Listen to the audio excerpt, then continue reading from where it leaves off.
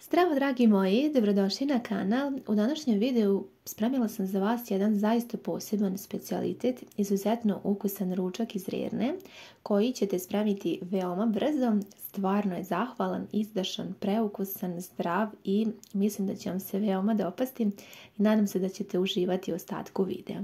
Kao što ste vidjeli na samom početku, ovdje sam iskoristila 1 kg tikvica koje sam izeckala na dosta krupnije kolutove.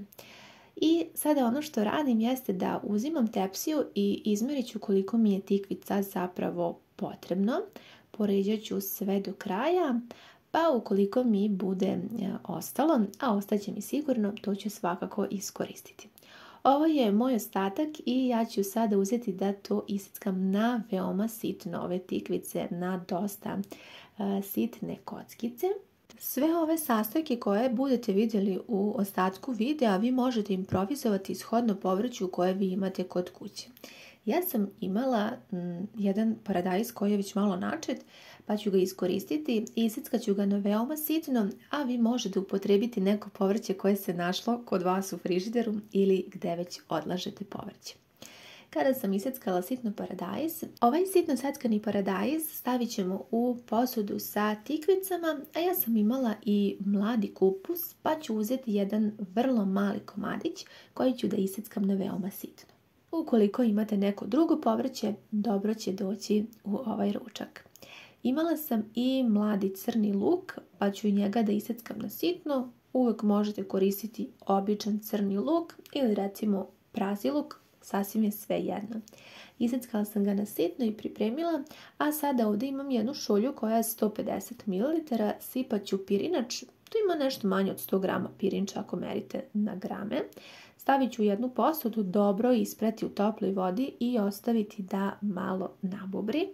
Zatim ću iskoristiti i jedan crni luk koji ću da izrendam na ovo malo krupnije rende. A sada koristimo i 500 g svinjskog mlevenog mesa, možete mešano mleveno meso, bilo koje mleveno koje imate.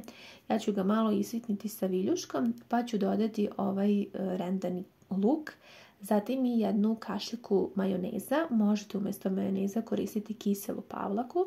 Izrendat ću nešto malo sira i dodati vrlo malo crvene paprike, kao i jednu kašiku suvog začina i sasvim malo bibera. Dodat ću i malo ulje, pa ćemo to sve zajedno pomiješati. Ja ću sa rukama, a vi ukoliko ne volite sa rukama možete i ovako sa špatulom.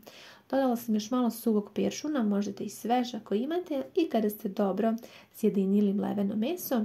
I preostaje nam da sada ovo mleveno meso koje je izuzetno mirisno i ukusno ukoliko pripremite na ovaj način, posebno kada spremate iz rerne, bit će dosta mekano zato što smo dodali onu kašiku majoneza.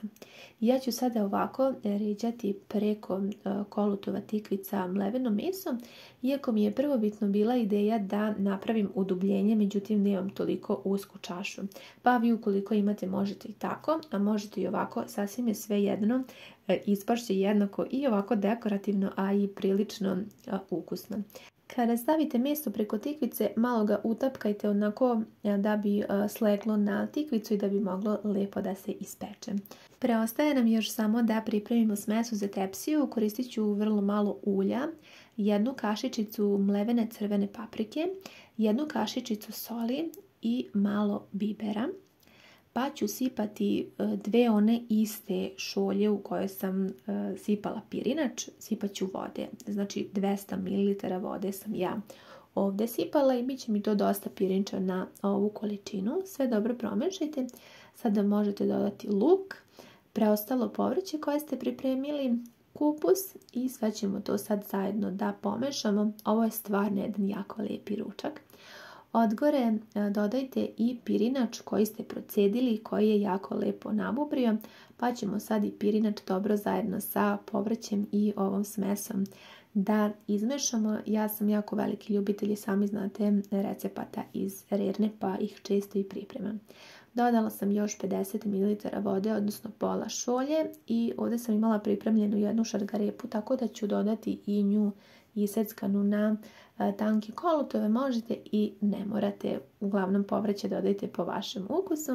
I sada ćemo odgore da poređamo ove naše lepe tikvice punjene sa mlevenim mesom, stvarno i dekorativno, a prilično ukusno i veoma jednostavno. Za sam kraj pripreme ovog recepta ja ću da preko mesa sipam 250 ml paradajz soka.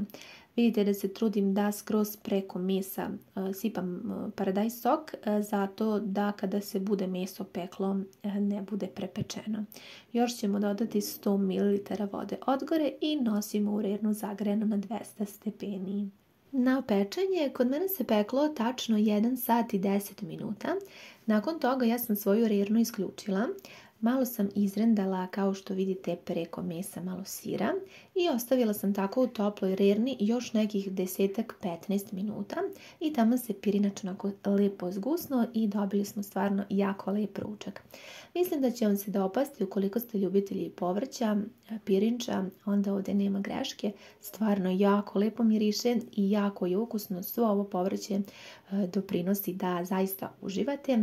Nadam se da vam se ovaj recept dopao. Mnogo bih voljela da ga isprobate ukoliko niste. Hvala vam mnogo na gledanju i ljubim vas sve puno.